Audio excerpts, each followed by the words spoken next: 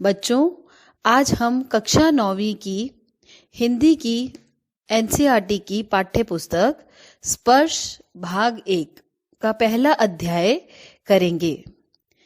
ये पहला अध्याय, इसका नाम है दुख का अधिकार। बच्चों, दुख का अधिकार कहानी के लेखक हैं यशपाल। ये कहानी मैं आपके सामने पढ़ूंगी, इसे ध्यान से इसकी एक्सप्लेनेशन को आप समझें। मनुष्यों की पोशाकें उन्हें विभिन्न श्रेणियों में बांट देती हैं। बच्चों, यहाँ बताया जा रहा है कि जो मनुष्य यानी कि इंसान जो कपड़े पहनता है, जो पहनावा, पोशाकों का अर्थ है पहनावा। तो मनुष्य जो कपड़े पहनता है, जो पहनावा वो पहनता है, वो कपड़े ही उसे विभिन्न श्रेणियों अर्थात उच्च श्रेणी या निम्न श्रेणी में बांट देते हैं। यदि कोई व्यक्ति बहुत ही सजा हुआ है, बहुत ही भड़कीले कपड़ों में है, तो हम ये अंदाजा लगा लेते हैं कि वह एक उच्च श्रेणी का व्यक्ति है। तो इसी तरह से जो मनुष्य की पोशाकें हैं, वही उन्हें अलग अलग श्रेणियों में बांटती हैं। प्रायः पोशाक ही समाज में मनुष्य का अधिकार और उसका दर्जा निश्चित करती हैं। ये जो एक मनुष्य के कपड़े हैं, वो ही मनुष्य को समाज में अधिकार और उसका स्टेटस अर्थात उसका दर्जा ये निश्चित करवाते हैं। वह हमारे लिए अनेक बंद दरवाजे खोल देती हैं, परंतु कभी ऐसी भी परिस्थिति आ जाती है कि हम जरा नीचे झुककर समाज की निचली श्रेणियों की अनुभूति को समझना चाहते हैं।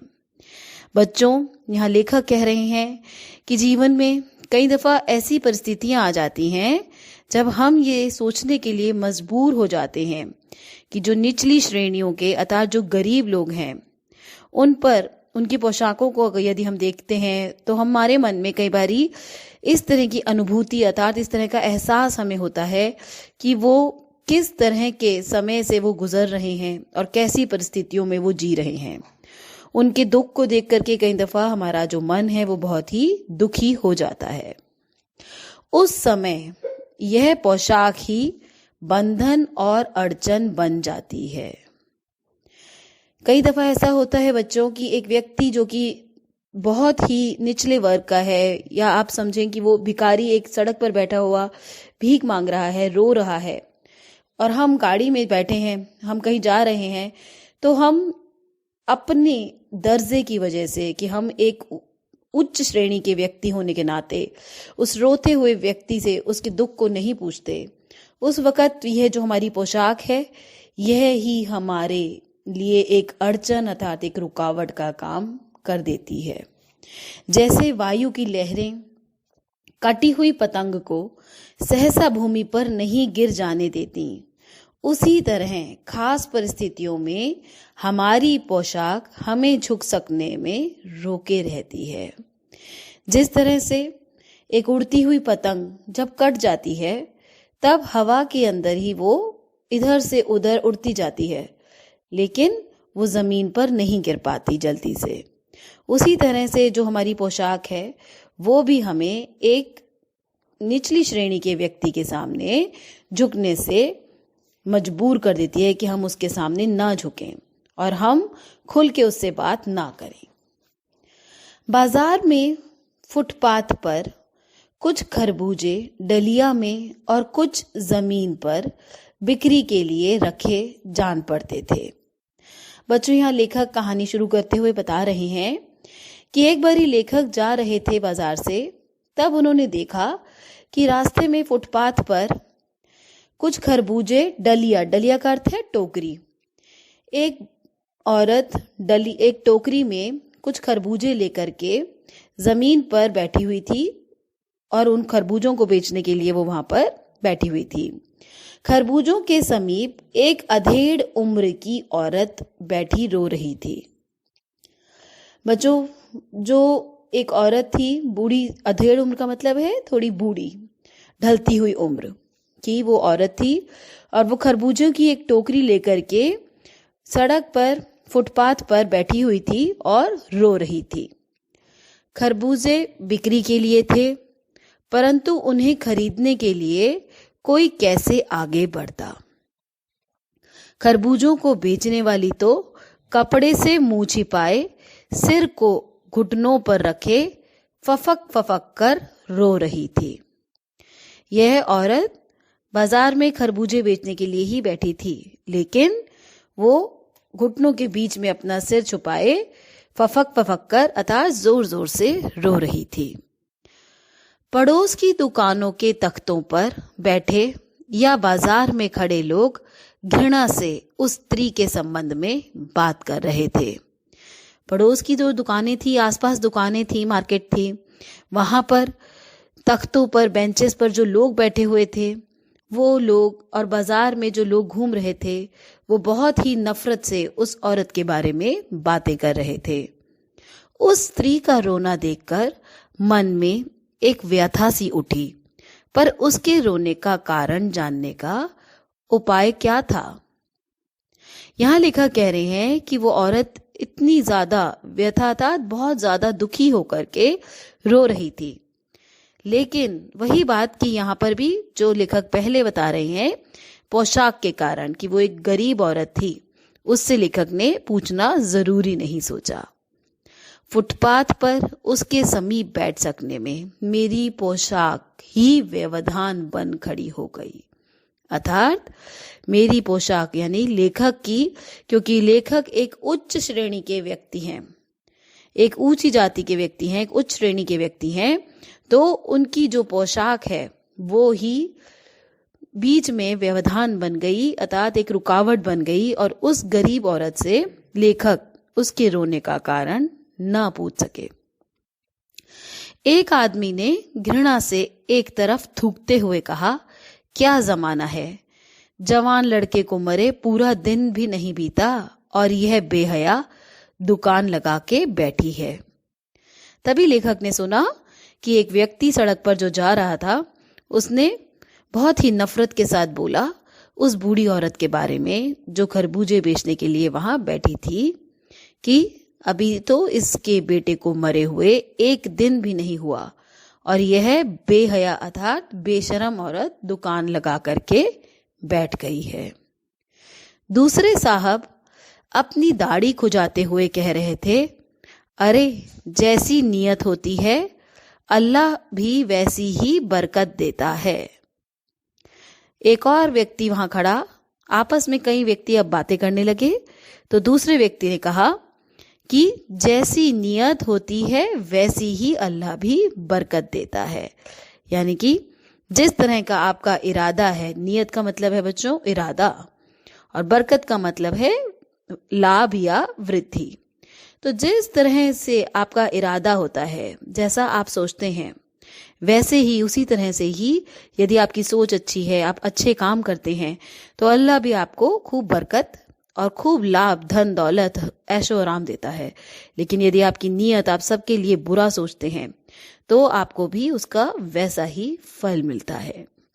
तो दूसरा व्यक्ति कह रहा है कि इस औरत की जैसी नीयत वैसी ही बरकत है। सामने के फुटपाथ पर खड़े एक आदमी ने दिया सिलाई की तीली से कान खुजाते हुए कहा, अरे इन लोगों का क्या है, ये कमीने लोग रोटी के टुकड़े पर जान देते हैं। इनके लिए बेटा, बेटी, खसम, लुगाई, धर्म, ईमान सब रोटी का टुकड़ा है।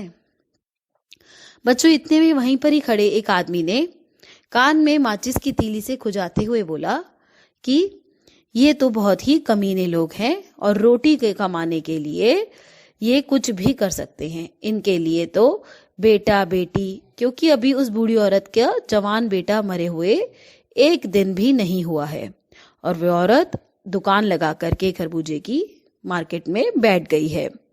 तो ऐसे में वहां पर मार्केट में खड़े, बाजार में खड़े लोग उस औरत की बुराइयां करते हुए बोल रहे हैं, बातें कर रहे हैं उस औरत की कि ये औरत जो है कितनी बेशर्म है, इसके लिए तो बेटा, बेटी, खसम और लुगाई का अर्थ है पति या पत्नी या धर्म, ईमान, सिर्फ रोटी का टुकड़ा। यानी कि इन गरीब लोगों को तो बस सिर्फ रोटी ही कमाना है या रोटी ही खाना है, बस कोई भी दुख भी है तो भी ये यहाँ पर आकर के बैठ गई है। परचून की दुकान पर बैठे लाला जी ने कहा, अरे भाई, उनके लिए मरे जिए का कोई मतलब ना हो, पर दूसरे के धर्म ईमान का तो ख्याल करना चाहिए। परचून का मतलब है आटे दाल की दुकान, जहां पर खाने का ये आटे दाल चावल का सामान मिलता है। तो एक परचून की दुकान के लाला ने कहा कि ये जो गरीब व्यक्ति हैं, ये जो औरत है, जो गरीब महिला है, इनके लिए तो धर्म ईमान कुछ भी नहीं है। ये लोग तो किसी के भी मरने पे भी कुछ नहीं सोचते। जवान बेटे के मरने पर 13 दिन का सूतक होता है और वह यहाँ सड़क पर बाजार में आकर खरबूजे बेचने बैठ गई है। बच्चों, अब ये लाला जी कह रहे हैं कि यदि घर में सूतक का अर्थ होता है कि परिवार में किसी के मरने या जन्म लेने पर कुछ दिनों तक लोग उस परिवार के लोगों को ज्यादा छूते नहीं हैं या उनसे ज्यादा बातचीत नहीं करते हैं या थोड़ी सी दूरी बनाए रखते हैं। तो यहाँ पर कहा जा रहा है कि जवान बेटे के मरने पर 13 दिन का सूतक होने पर भी यह महिला घर से बाजार में आकर के खरबूजे बेचने बैठ गई है, क्योंकि इस महिला का जवान बेटा मरा है। तो इसके द्वारा लाए गए खरबूजे कोई भी व्यक्ति नहीं खरीदना चाहेगा, क्योंकि इसके घर में अभी एक दिन पहले ही एक जवान बेटे की मृत्यु हुई है और उसके घर में सूतक लगा हुआ है। यह जानते हुए भी वो गरीब औरत सड़क पर क्यों आकर बैठी है। 1000 आदमी आते जाते हैं, कोई क्या जानता है कि इसके घर में सूतक है। कोई इसके खरबूजे खा ले तो उसका ईमान धर्म कैसे रहेगा। क्या अंधेर है। यहाँ लाला जी यही कह रहे हैं कि इसके घर में तो सूतक लगा हुआ है, इसके घर की कोई भी वस्तु अभी 13 दिन तक सूतक होने के कारण नहीं ली जा सकती। तो भी यह जानते हुए ये औरत कैसे बाजार में आकर खरबूजे बेचने के लिए बैठ गई है। पास पड़ोस की दुकानों से पूछने पर पता लगा उसका 23 वर्ष का जवान लड़का था। घर में उसकी बहू और पोता पोती हैं। लड़का शहर के पास 1.5 बीघा भर जमीन में कछियारी करके परिवार का निर्वाह करता था। बच्चों, यहाँ पर बताया जा रहा है, लेखक कह रहे हैं कि उन्होंने आस पड़ोस की दुकानों में बातचीत करी कि ये औरत कौन है और ये क्यों इतना रो रही है। तब लेखक को पता चला कि इस बूढ़ी औरत का एक 23 वर्ष का जवान लड़का था और इसके घर में एक बहू और पोता पोती हैं। इसका लड़का शहर के पास ही शहर के पास एक 1.5 बीघा जमीन थी, वहां पर कछियारी का अर्थ है खेतों में सब्जी बोना। कछियारी करके परिवार का निर्वाह का मतलब है गुजारा करता था। यानी कि उसके पास अपनी जमीन नहीं थी, वो किसी और की जमीन पर खेती करके सब्जियां बो करके जो थोड़ा बहुत पैसा मिलता था उससे अपने घर को चलाता था। और 23 साल का जवान लड़का था जो कि अब मर चुका है। खरबूजों की डलिया बाजार में पहुंचाकर कभी लड़का स्वयं सौदे के पास बैठ जाता, कभी माँ बैठ जाती। कभी कभी लड़का आता था बाजार में खरबूजे बेचने और कभी कभी उसकी माँ भी आ जाती थी। लड़का परसों सुबह मुंह अंधेरे बेलों में से पके खरबूजे चुन रहा था। गीली मेड़ की तरावट में विश्राम करते हुए एक सांप पर लड़के का पैर पड़ गया। सांप ने लड़के को डस लिया। बच्चों, यहाँ बता रहे हैं लेखक कि इस बूढ़ी महिला का जो लड़का था वो परसों सुबह बिल्कुल ही जब हल्का सा जब दिन निकला होता है उस वक्त में वो खेतों पर गया और वहां पर खेतों में खरबूजे चुन रहा था। तभी वहां पर गीली मेड़ का मतलब है 2 खेतों के बीच की सीमा।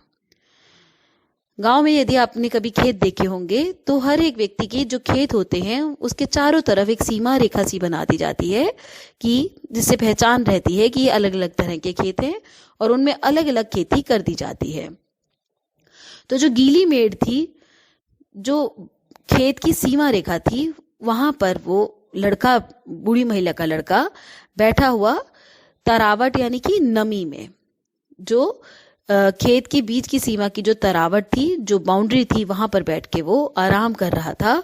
इतने में ही वहां पर एक सांप आया, जिस पर उस लड़के का पैर पड़ गया और सांप ने लड़के को डस लिया। लड़के की बूढ़िया माँ बावली होकर ओझा को बुला लाई। अब लड़के की जो बुढ़िया माँ है, जो खरबूजे बेचने वाली महिला है, ये गांव के अंदर झाड़ फूंक वाले को ही बुलाया जाता है। यदि सांप डस लेता है तो वो फटाफट से झाड़ फूंक वाले बाबा जो ओझा होते हैं उन्हें बुला लाई। झाड़ना फूंकना हुआ, नाग देव की पूजा हुई। पूजा के लिए दान दक्षिणा चाहिए। घर में जो कुछ आटा और अनाज था दान दक्षिणा में उठ गया। माँ, बहू और बच्चे भगवाना से लिपट लिपट कर रोए, पर भगवाना जो एक दफे चुप हुआ तो फिर ना बोला। सर्प के विष से उसका सब बदन काला पड़ गया था।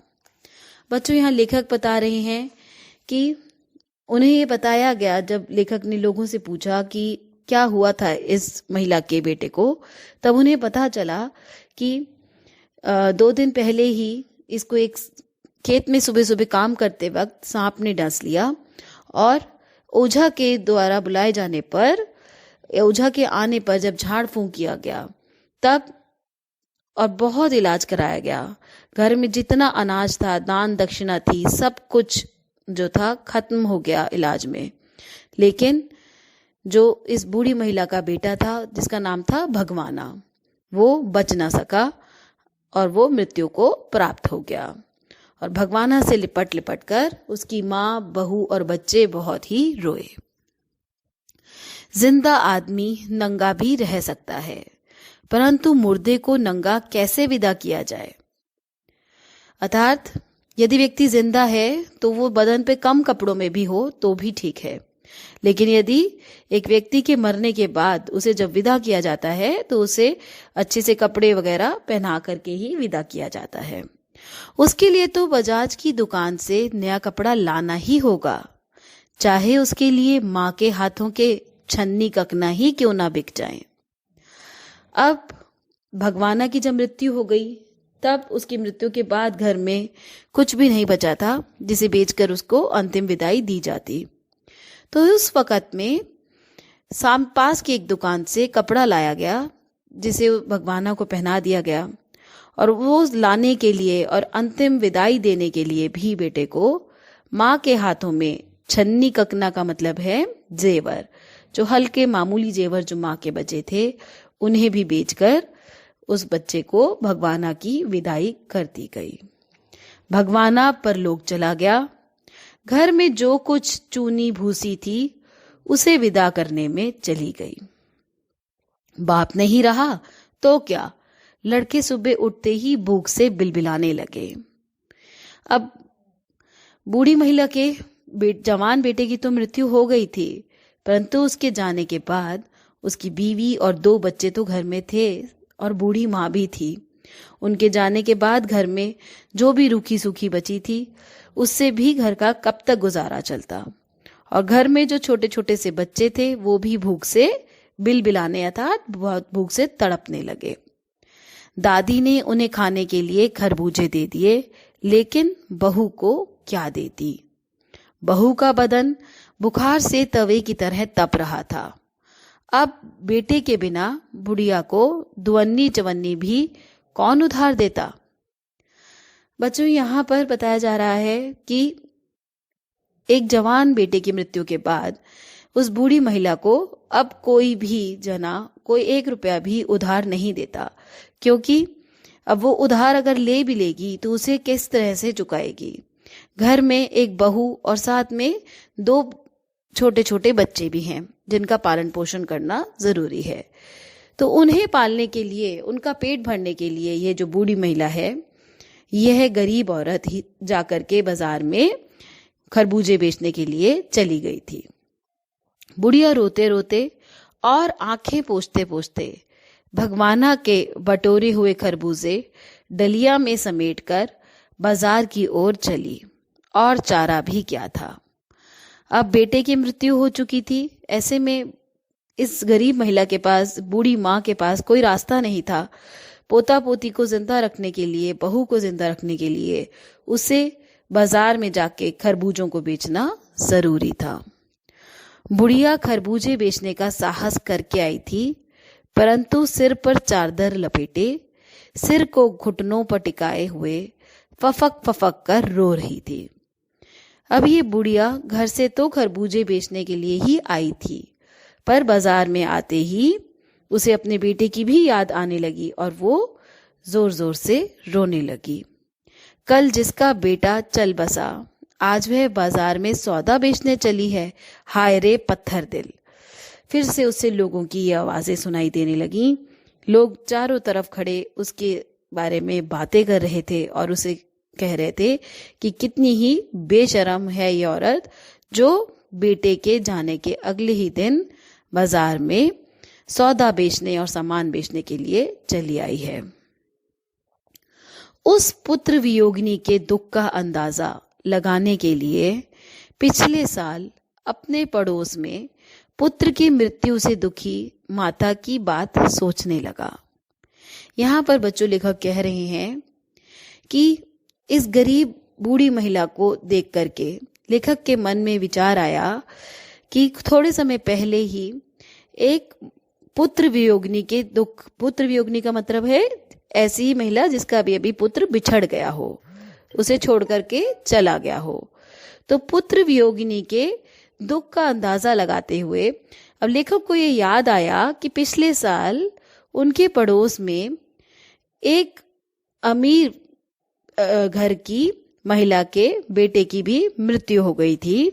उसकी बात लेखक को याद आ गई। वह सम्भ्रात महिला पुत्र की मृत्यु के बाद 2.5 मास तक पलंग से उठ ना सकी। लेखक बता रहे हैं कि उनके पड़ोस में रहने वाली एक अमीर घर की औरत जो थी, उसके पुत्र की मृत्यु हो गई थी। तो वो औरत 2.5 महीने तक पलंग से उठ नहीं सकी थी। उन्हें 15-15 मिनट बाद पुत्र वियोग से मूर्छा आ जाती थी। उस अमीर घर की महिला को, सम्भ्रात महिला अर्थात उच्च घराने की महिला को, बेटे की मृत्यु के बाद 15-15 मिनट के बाद पुत्र के से जुदा हो जाने के गम की वजह से बेहोशी आ जाती थी। मूर्छा अर्थात बेहोशी।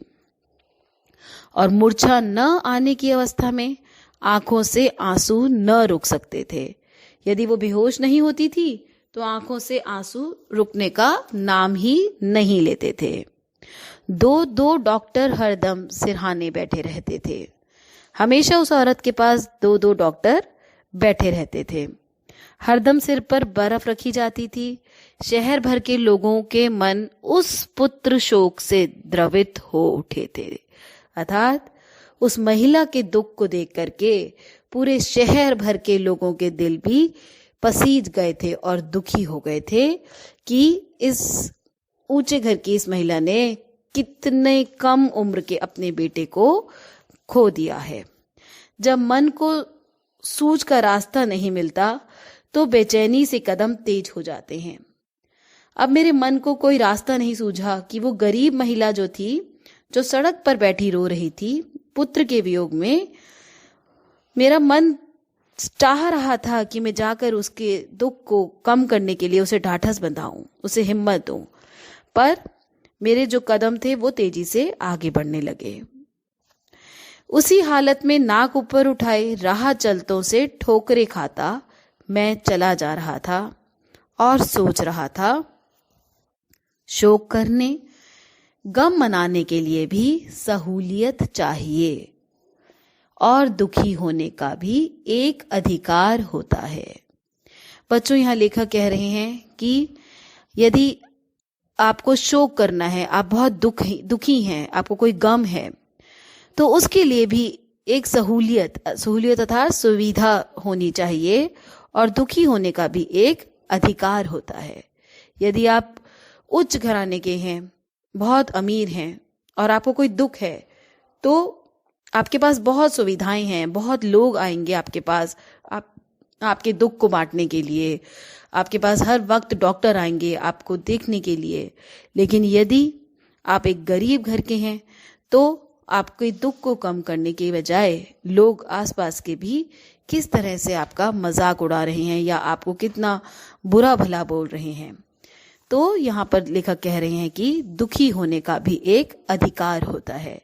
यदि एक गरीब महिला ने अपने पुत्र को खो दिया है तो उसके सिर पर इतनी अधिक जिम्मेदारियां हैं कि उन जिम्मेदारियों के चलते उसे दुख करने का भी अधिकार नहीं है, उसे रोने का भी अधिकार नहीं है। ठीक है बच्चों, ये चैप्टर यहाँ पर खत्म हो गया है और इसके आगे की क्वेश्चन आंसर्स अब हम करेंगे। बच्चों आज हम कक्षा 9वीं के स्पर्श पाठ्य पुस्तक के पहले अध्याय दुख का अधिकार के प्रश्न उत्तर करेंगे। इसकी प्रश्नावली में प्रश्न अभ्यास में काफी सारे प्रश्न हैं। सबसे पहले मौखिक प्रश्न पूछे गए हैं, जिसके अंदर पहला प्रश्न है, किसी व्यक्ति की पोशाक को देखकर हमें क्या पता चलता है? तो इसका उत्तर है, किसी भी व्यक्ति की पोशाक को देखकर हमें समाज में उसके अधिकार और दर्जे का पता चलता है। ठीक है। दूसरा प्रश्न है बच्चों, खरबूजे बेचने वाली स्त्री से कोई खरबूजे क्यों नहीं खरीद रहा था? इसका उत्तर है, खरबूजे बेचने वाली स्त्री से कोई खरबूजे इसलिए नहीं खरीद रहा था क्योंकि वह मुंह छिपाए सिर को घुटनों पर रखे फफक फफक कर रो रही थी। ठीक है बच्चों तीसरा प्रश्न है, उस स्त्री को देखकर लेखक को कैसा लगा? इसका उत्तर है, उस स्त्री को देखकर लेखक के मन में एक व्यथा सी उठी और वो उसके रोने का कारण जानने का उपाय सोचने लगा। बच्चों मौखिक प्रश्न में ये 5वां प्रश्न है, बुढ़िया को कोई भी क्यों उधार नहीं देता था? तो इसका उत्तर है, बुढ़िया के परिवार में एकमात्र कमाने वाला बेटा मर गया था। ऐसे में पैसे वापस न मिलने के कारण कोई भी उसे उधार नहीं देना चाहता था। बच्चों अगले प्रश्न है, निम्नलिखित प्रश्नों के उत्तर 25 से 30 शब्दों में दें। ठीक है।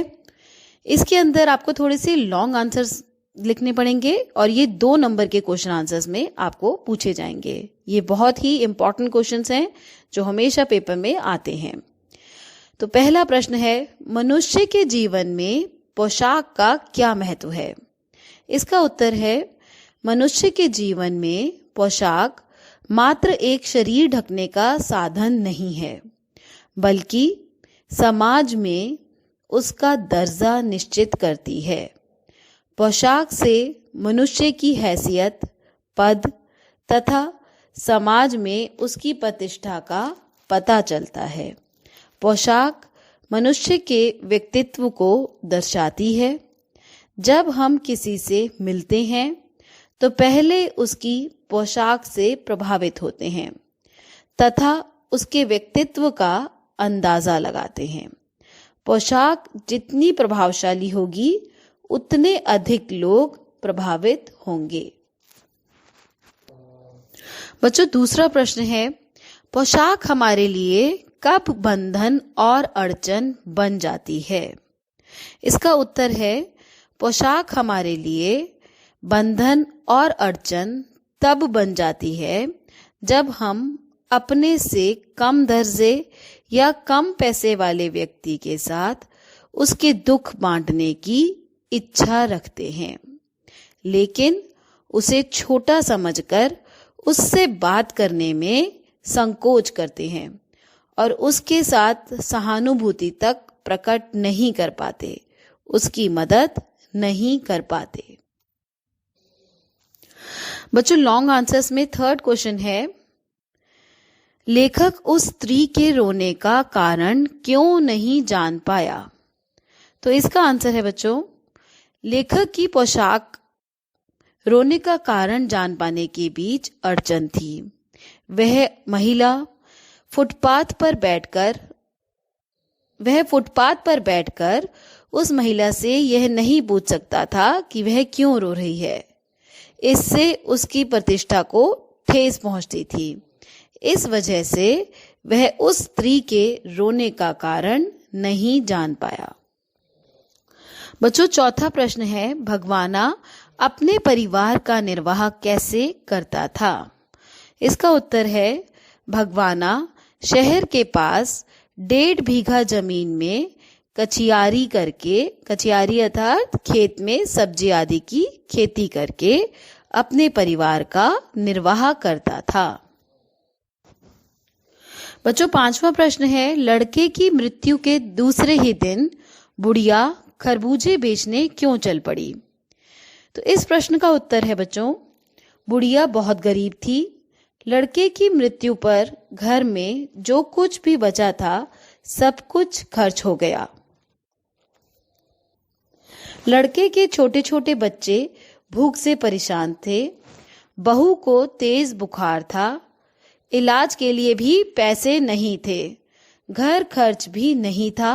इन्हीं सब कारणों से वह दूसरे ही दिन खरबूजे बेचने चल दी। बच्चों, 6ठा प्रश्न है, बुढ़िया के दुख को देखकर लेखक को अपने पड़ोस की संभ्रांत महिला की याद क्यों आई? तो इसका उत्तर है, लेखक को बुढ़िया के दुख को देखकर अपने पड़ोस की संभ्रांत महिला की याद इसलिए आई क्योंकि उसके भी बेटे का देहांत हुआ था। वह दोनों के दुखों की तुलना करना चाहता था। दोनों के शोक मनाने का ढंग अलग अलग था। धनी परिवार के होने की वजह से वह उसके पास शोक मनाने को असीमित समय था और बुढ़िया के पास शोक करने तक का अधिकार नहीं था। बच्चों, अब जो 3rd सेक्शन है उसके अंदर आपको जो प्रश्न पूछे जाएंगे उनके उत्तर आपको 50 से 60 शब्दों में लिखने हैं। ठीक है, तो इसके अंदर पहला प्रश्न है, बाजार के लोग खरबूजे बेचने वाली स्त्री के बारे में क्या क्या कह रहे थे? अपने शब्दों में लिखिए। तो इसका उत्तर है, बाजार के लोग खरबूजे बेचने वाली स्त्री के बारे में तरह तरह की बातें कर रहे थे। कोई घृणा से थूककर बेहया कह रहा था। कोई उसकी किस्मत को दोष दे रहा था। कोई कमीनी, कोई रोटी के टुकड़ों पर जान देने वाली कहता। कोई कहता इसके लिए रिश्तों का कोई मतलब नहीं है। परचून वाला लाला कह रहा था, इनके लिए अगर मरने जीने का कोई मतलब नहीं है तो दूसरे का धर्म ईमान क्यों खराब कर रही हैं? बच्चों, दूसरा प्रश्न है, पास पड़ोस की दुकानों से पूछने पर लेखक को क्या पता चला? पास पड़ोस की दुकान से पूछने पर लेखक को यह पता चला कि बुढ़िया का जवान बेटा सांप के काटने के कारण मर गया है। वह परिवार में एकमात्र कमाने वाला था। उसके घर का सारा पैसा व सामान बेटे को बचाने में खर्च हो गया। घर में 2 पोते भूख से बिलख रहे हैं, इसलिए वो खरबूजे बेचने बाजार आई है। बच्चों, तीसरा प्रश्न है, लड़के को बचाने के लिए बुढ़िया माँ ने क्या क्या उपाय किए? इसका उत्तर है कि लड़के को बचाने के लिए बुढ़िया माँ बावली हो गई और ओझा को बुला लाई। झाड़ना फूंकना शुरू हुआ। नागदेव की पूजा हुई। पूजा के लिए दान दक्षिणा दी गई। घर में जो कुछ आटा अनाज बचा था वह भी दान दक्षिणा में लग गया, परंतु इसके बावजूद भी बुढ़िया के बेटे को बचाया ना जा सका और वह मृत्यु को प्राप्त हो गया। चौथा प्रश्न है, लेखक ने बुढ़िया के दुख का अंदाजा कैसे लगाया? इसका उत्तर है, लेखक उस पुत्र वियोगिनी के दुख का अंदाजा लगाने के लिए पिछले साल अपने पड़ोस में पुत्र की मृत्यु से दुखी माता की बात सोचने लगा, जिसके पास दुख प्रकट करने का अधिकार और अवसर दोनों थे। परंतु यह बुढ़िया तो इतनी असहाय थी कि वह ठीक से अपने पुत्र की मृत्यु का शोक भी नहीं मना सकती थी।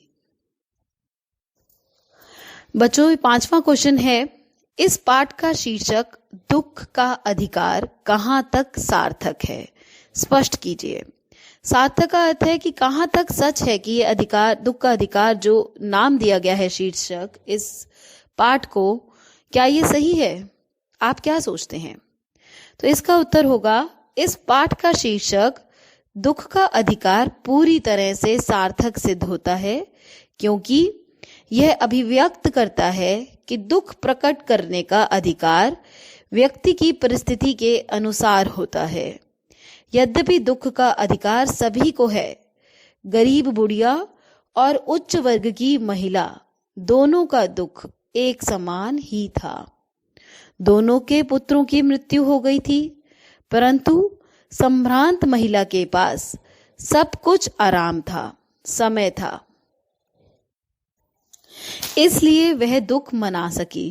परंतु बुढ़िया गरीब थी, भूख से बिलखते बच्चों के लिए पैसे कमाने के लिए निकलना था। उसके पास ना सहूलियतें थीं, ना समय। वह दुख न मना सकी, उसे दुख मनाने का अधिकार नहीं था। इसलिए यह शीर्षक दुख का अधिकार पूरी तरह सार्थक प्रतीत होता है। बच्चों, ये लास्ट प्रश्न है, यह आखिरी प्रश्न है इस अध्याय का।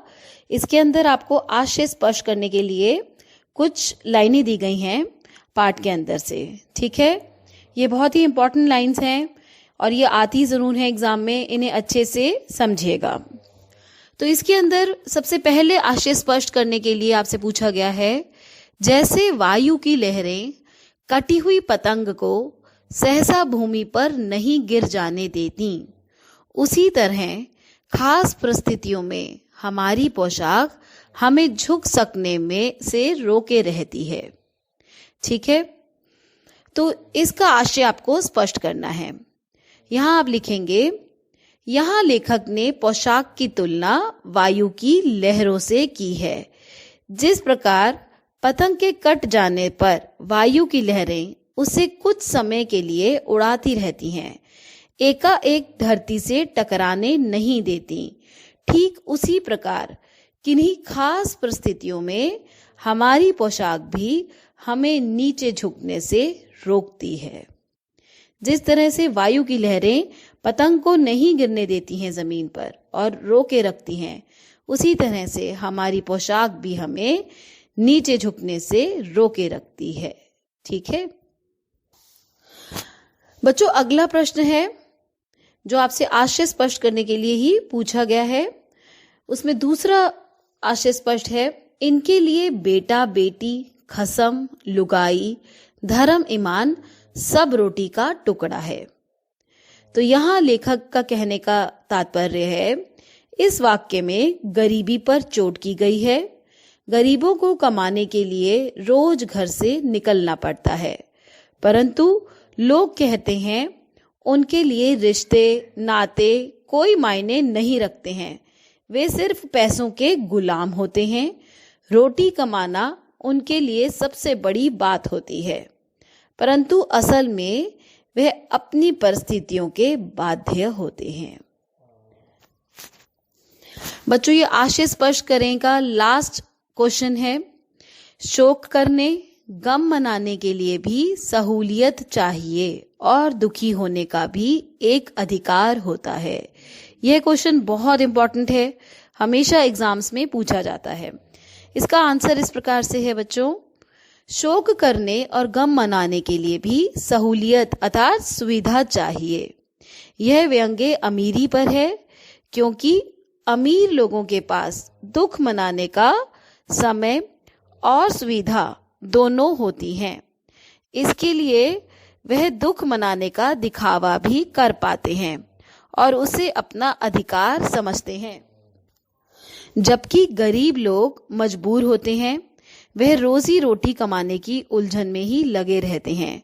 उनके पास दुख मनाने का ना तो समय होता है और ना ही सुविधा होती है, इसलिए उसे दुख का अधिकार भी नहीं होता।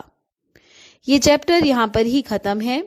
इसे अच्छे से समझें और इसे अच्छे से समझ लेने के बाद आप अपने एग्जाम्स में बहुत अच्छे से मार्क्स लेकर के आ सकते हैं। बच्चों, आज हम स्पर्श भाग 1 हिंदी की पाठ्य पुस्तक कक्षा 9 का पहला अध्याय दुख का अधिकार के भाषा अध्ययन के क्वेश्चन को करेंगे। भाषा अध्ययन का पहला क्वेश्चन है, पहला प्रश्न इस प्रकार से है, निम्नांकित शब्द समूहों को पढ़ो और समझो। यहाँ पर आपको बच्चों कुछ शब्द समूह दिए गए हैं, आपको इनको पढ़ना है और समझना है। तो पहला प्रश्न है में पूछा गया है कंघा, पतंग, चंचल, ठंडा और संबंध। दूसरा है कंघा, पतंग, चंचल, ठंडा, संबंध। तीसरा है अक्षुण, सम्मिलित, दुअन्नी, चवन्नी, अन्न। चौथा है संशय, संसद, संरचना, संवाद और संहार। और ड है अंधेरा, बांट, मुंह, ईंट, महिलाएं, में और मैं। इन शब्द समूहों में बच्चों आपको जो शब्द दिए गए हैं इन पर अनुस्वार और अनुनासिक का प्रयोग किया गया है। तो इनका जो प्रयोग है वो शब्दों में भिन्न भिन्न प्रकार से किया जाता है। तो इसे हम समझेंगे। ध्यान दो कि ड, न, ड, न और म ये पांचों पंच अक्षर कहलाते हैं। इनके लिखने की विधियां तुमने ऊपर देखी। बच्चों, ये ड, ड, न, म ये सब लिखने की अलग अलग विधियां हैं। इसी रूप में या अनुस्वार के रूप, या तो इन्हें इसी रूप में लिख दिया जाता है जिस तरीके से ये आपको बताए गए हैं, ड, न, अंग, लेकिन कई बार ये अनुस्वार या अनुनासिक के रूप में भी लिखे जाते हैं। इन्हें दोनों में से किसी भी तरीके से लिखा जा सकता है और दोनों ही शुद्ध हैं। हाँ, एक पंचमाक्षर जब 2 बार आए तो अनुस्वार का प्रयोग नहीं होगा, जैसे अम्मा, अन्न। अर्थात यदि एक ही शब्द 2 बार आ रहा है, जैसे कि आप देख रहे हैं अम्मा, अन्न, तो यहाँ पर अनुस्वार अर्थात बिंदु, अनुस्वार में हम बिंदी का इस्तेमाल करते हैं, तो उस बिंदु का इस्तेमाल यहाँ पर नहीं किया जाएगा। इसी प्रकार इनके बाद यदि अंतस्थ य, र, ल, व और ऊष्म श, श, स, ह आदि हों तो अनुस्वार का प्रयोग होगा, परंतु उसका उच्चारण पंचम वर्णों में से किसी भी एक वर्ण की भांति हो सकता है, जैसे संशय, संरचना में न, संवाद में म और संहार में न, इस प्रकार से इस्तेमाल हो रहे हैं। बच्चों, आगे समझाया जा रहा है कि ये जो बिंदी है ब्रैकेट में बनाई गई है, ये चिन्ह है अनुस्वार का, और चंद्र बिंदु ये चिन्ह है अनुनासिक का। इन्हें क्रमशः बिंदु और चंद्र बिंदु भी कहते हैं। दोनों के प्रयोग और उच्चारण में अंतर है।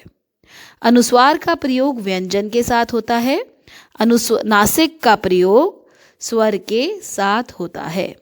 ये सबसे ज़रूरी चीज़ आपको याद रखनी है कि अनुस्वार का जो प्रयोग है हमेशा व्यंजन के साथ ही होगा और अनुनासिक का प्रयोग हमेशा स्वर के साथ ही होगा। ठीक है।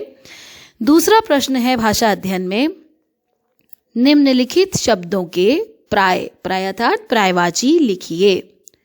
सबसे पहला शब्द है ईमान।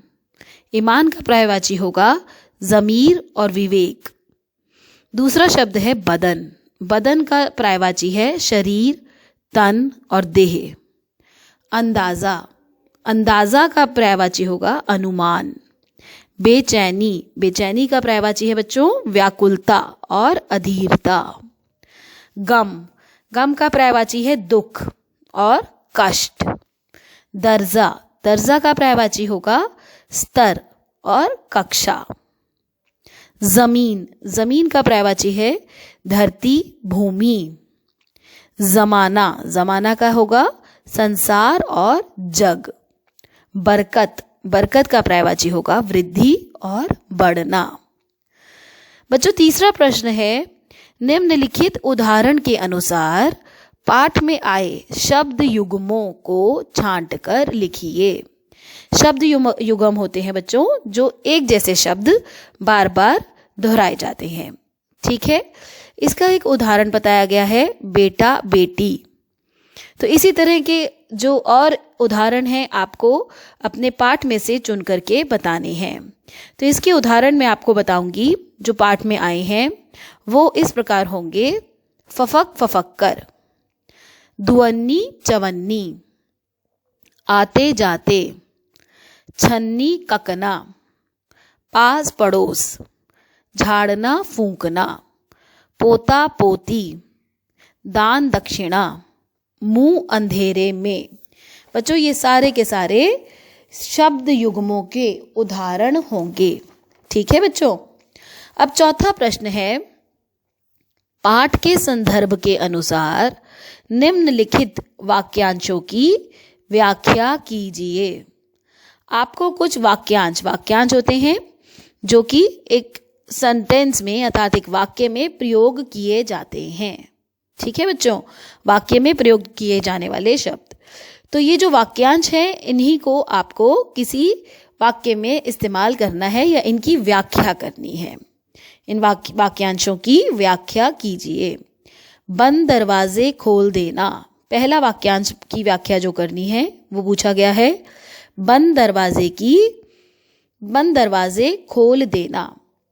बच्चों इसका हम आंसर लिखेंगे, प्रगति में बाधा हटने से बंद दरवाजे खुल जाते हैं। अर्थात हम जीवन में जब आगे बढ़ते हैं यदि उसमें कोई बाधाएं हैं वो हट जाती हैं तो हमारे लिए सारे बंद रास्ते भी खुल जाते हैं। निर्वाह करना, निर्वाह करना का जो व्याख्या है वो होगी परिवार का भरण पोषण करना। तीसरा है बच्चों भूख से बिलबिलाना, अर्थात इसकी व्याख्या है बहुत तेज भूख लगना। कोई चारा न होना, कोई चारा न होना की व्याख्या है कोई और उपाय न होना। शोक से द्रवित हो जाना, इसकी व्याख्या होगी दुख देखकर भावुक हो जाना। द्रवित हो जाना अर्थात भावुक हो जाना। भाषा अध्ययन का 5वां प्रश्न है, निम्नलिखित शब्द युग्मों और शब्द समूहों का वाक्यों में प्रयोग कीजिए। बच्चों आपको यहाँ पर शब्द युग्म और शब्द समूह भी हम बोल सकते हैं वो दिए गए हैं, इनका आपको वाक्यों में प्रयोग करना है। तो क के अंदर जो पहला दिया गया है वो है छन्नी ककना। छन्नी ककना का वाक्य होगा, मकान बनवाने में राम का छन्नी ककना तक बिक गया। छन्नी ककना यानी कि जो भी जेवर था, जो भी सामान था, सब कुछ उसका बिक गया। अढ़ाई मास का वाक्य होगा, महेश विदेश में 2.5 मास तक ही रहा। 2.5 मास का मतलब है बच्चों 2.5 महीने तक। तो रमेश या महेश कोई भी नाम लिख सकते हैं आप, विदेश में 2.5 मास तक ही रहा। क का तीसरा है बच्चों पास पड़ोस। पास पड़ोस यदि अच्छा हो तो समय अच्छा कट जाता है। ठीक है, अगला है दुअन्नी चवन्नी। दुअन्नी चवन्नी का होगा, आजकल दुअन्नी चवन्नी को कौन पूछता है। दुअन्नी चवन्नी यानी कि थोड़े से सिक्कों या थोड़े से जो पैसे हैं उन्हें कौन पूछता है। अगला है मुंह अंधेरे। महेश मुंह अंधेरे उठकर काम पर चला गया। झाड़ना फूंकना, गांव में आज भी लोग झाड़ने फूंकने वालों पर विश्वास करते हैं। ठीक है बच्चों, ये क पार्ट जो है हमारा यहाँ खत्म हो जाएगा। इसके अंदर आपको 6 वाक्य पूछे गए थे। अगला ख पार्ट में आपको 4 वाक्य पूछे गए हैं। पहला है फफक फफक कर, बच्चे फफक फफक कर रो रहे थे। अगला है बिलक बिलक कर। बिलक बिलक कर का वाक्य होगा, आतंकियों के लोगों पर गोली चलाने से वे तड़प तड़प कर या बिलक बिलक कर रो रहे थे। ठीक है। इसका तीसरा है बच्चों तड़प तड़प कर। इसका हम लिखेंगे बेटे की मृत्यु हो जाने पर माँ बहुत तड़प तड़प कर रो रही थी। इसका अगला पूछा गया है, ये लास्ट है 5वें प्रश्न का, यह लास्ट सवाल पूछा गया है, लिपट लिपट कर। इसका वाक्य होगा बहुत दिनों के बाद मिलने पर मेरी सहेली मुझसे बहुत ही लिपट लिपट कर रोई या लिपट लिपट कर मिली।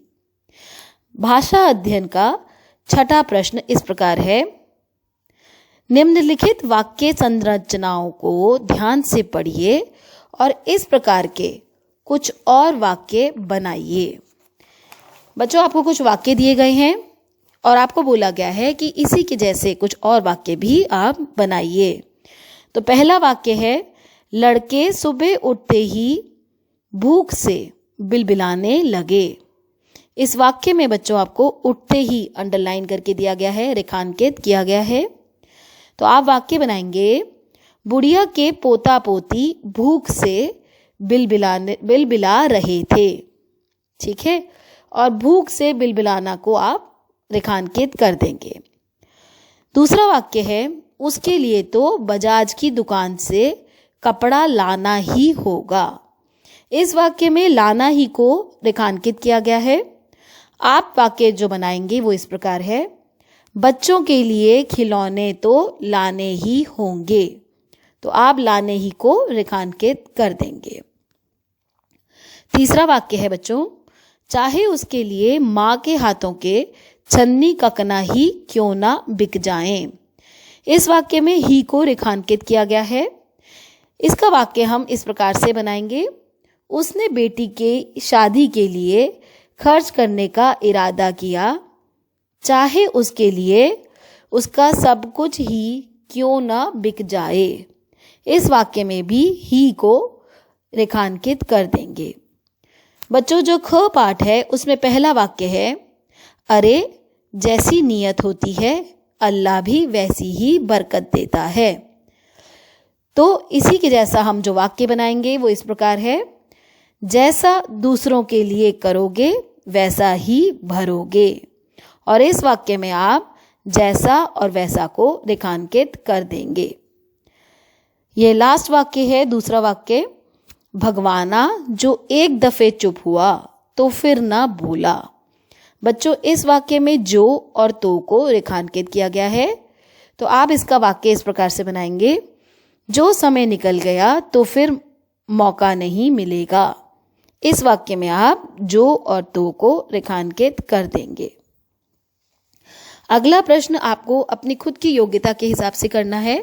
इसमें पहला प्रश्न पूछा गया है, व्यक्ति की पहचान उसकी पोशाक से होती है। इस विषय पर कक्षा में परिचर्चा कीजिए। आपको इस विषय पर कि एक व्यक्ति की जो पहचान है उसकी पोशाक से होती है, इस बारे में परिचर्चा अर्थात बातचीत, अपने ग्रुप में एक बातचीत करनी है इस विषय के ऊपर। बच्चों इस विषय पर आप बातचीत जब अपने दोस्तों के साथ करें तो ये बोल सकते हैं, ये बात कर सकते हैं कि हाँ सच में आज के समाज में वाकई ही में ये सच है कि एक व्यक्ति की पहचान ही उसकी पोशाक रह गई है। यदि कोई बहुत ही भड़कीले कपड़ों में है तो उसे हम सोचेंगे ये बहुत ही धनी वर्ग से संबंध रखता है।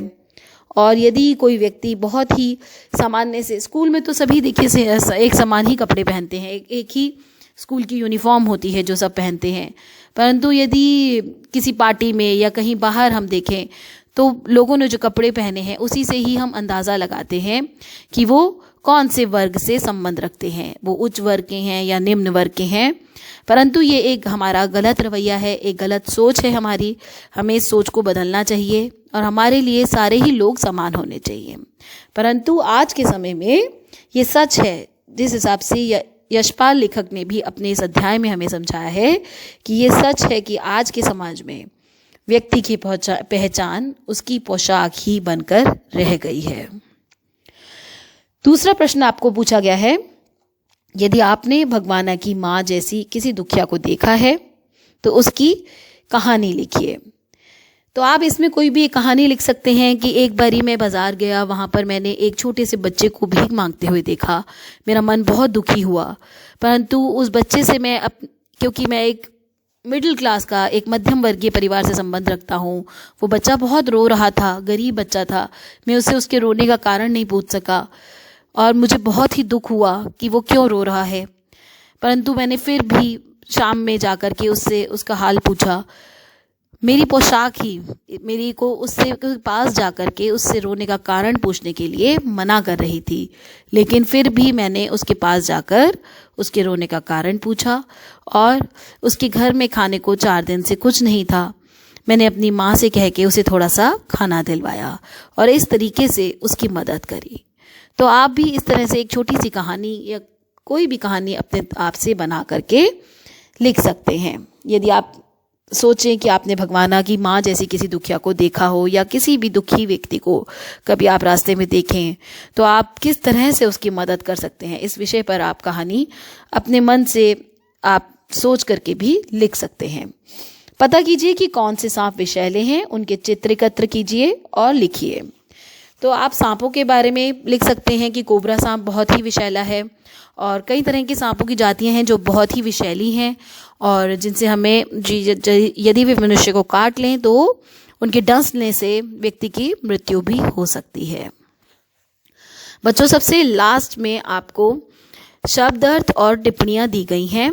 तो वो शब्द अर्थ इस प्रकार से हैं: पोशाक, वस्त्र, पहनावा, अनुभूति, एहसास, अड़चन, विघ्न और रुकावट, अधेड़, आधी उम्र का या ढलती उम्र का, व्यथा, पीड़ा और दुख, व्यवधान, रुकावट, बाधा, बेहया, बेशरम और निर्लज, नियत, नियत का अर्थ है इरादा और आशय, बरकत, वृद्धि, लाभ और सौभाग्य, खसम, पति, लुगाई, पत्नी, परचून की दुकान, आटा दाल चावल की दुकान, सूतक, परिवार में किसी बच्चे के जन्म होने पर या किसी के मरने पर निश्चित समय तक परिवार के लोगों को न छूना या छूत, कछियारी, खेतों में तरकारी बोना या सब्जियों को बोना, निर्वाह, गुजारा, मेड़, खेत के चारों ओर मिट्टी डालकर बनाया हुआ घेरा या 2 खेतों के बीच की सीमा, तरावट, गीलापन, नमी, ओझा, झाड़ फूंक करने वाला, छन्नी ककना, मामूली सा गहना या जेवर, सहूलियत, सुविधा। ये चैप्टर बच्चों यहाँ पर पूरा खत्म है। Thank you.